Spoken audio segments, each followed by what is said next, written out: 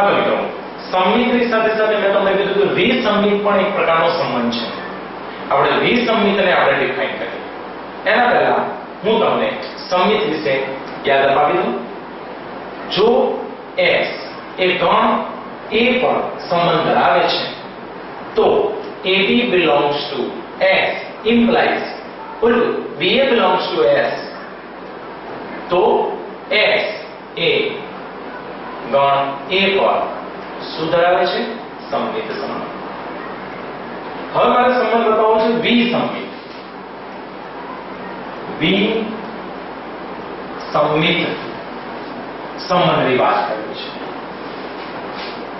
તો આ રીતે આપણે જો S એ ગણ A પર સંબંધ ધરાવે છે અને બે સંયુક્ત જોડ છે આપણી પાસે AB belongs to S અને BA belongs to S implies A is equal to B. Every AB belongs to capital A. તો S એ વિસંમિત સંબંધ છે. ચલો વધુ ખ્યાલ આપો. S એ ગણ A પર સંબંધ ધરાવે છે. Okay. AB belongs to S અને BA belongs to S. આ બંને સંબંધો પ્રસ્થાપિત હોય તો આ બંને ઘટકો A અને B કેવા હોવા જોઈએ? સમાન હોય તો કહી શકાય કે આપેલો સંબંધ વિસંમિત છે. ચલો એક એક્ઝામ્પલ આપો. એક્ઝામ્પલ બહુ સરળ છે. ધારો કે ગણ R પર આપણે ગણ R ની વાત કરીએ છીએ. A less than or equal to B અને B less than or equal to A implies A is equal to B થાય? ચોક્કસ થાય, બિલકુલ થાય. Every AB belongs to R. A less than or equal to B અને B less than or equal to A implies A is equal to B થાય. Right? માટે less than or equal to A ગણ R પર વિસંમિત સંબંધ ધરાવે છે. બરાબર સમજાયું? સિમ્પલ છે. આવું જ એક ઉદાહરણ આપણે ગણ U પર લઈ શકીએ છીએ. ધારો કે સાર્વત્રિક U નો ઘાત ગણ PU પર સાર્વત્રિક ગણ U નો ઘાત ગણ PU પર A ઉપગણ B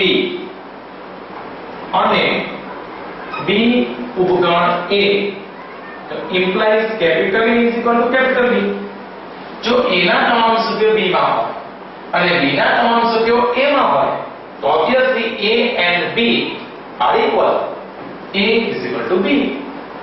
એકદમ સિમ્પલ છે. અહીં આપણે દર્શાવી શકીએ કે every capital A B belongs to ઘાતગણ PU. તો આપણે કહી શકીએ કે PU પર વિસંમિત સંબંધ ધરાવે છે. સિમ્પલ. મેઇન વસ્તુ આ છે દોસ્તો. વિસંમિત સંબંધ માટે A and B અને B and A implies A is equal to B. વિસંમિત સંબંધ. હમણાં આપણે ત્રણ સંબંધની વાત કરી. એ ત્રણ સંબંધોની વાતમાં આપણે કહી શકીએ કે સૌથી પહેલો સંબંધ હતો સ્વવાચક પ્લસ સંમિત સંબંધ પ્લસ પારંપરિક સંબંધ ઇઝ ઇક્વલ ટુ સામ્ય સંબંધ. હવે સમજાવો, તમને આપેલો સંબંધ સામ્ય સંબંધ ધરાવે છે કે નહીં એવો એક્ઝામ્પલ પૂછાશે. સામ્ય સંબંધ એટલે શું? જે સંબંધ સ્વવાચક સંબંધ ધરાવે, સંમિત સંબંધ ધરાવે, પારંપરિક સંબંધ ધરાવે, ત્રણેય સંબંધોનું પાલન કરતું હોય તો તેવા સંબંધને સામ્ય સંબંધ કહે છે. જો ત્રણમાંથી કોઈ પણ એક સંબંધ પણ સ્થાપિત ન થાય, સ્વવાચક સ્થાપિત ન થાય, સંમિત અને પારંપરિક થાય તો પણ સામ્ય સંબંધ કહેવાશે.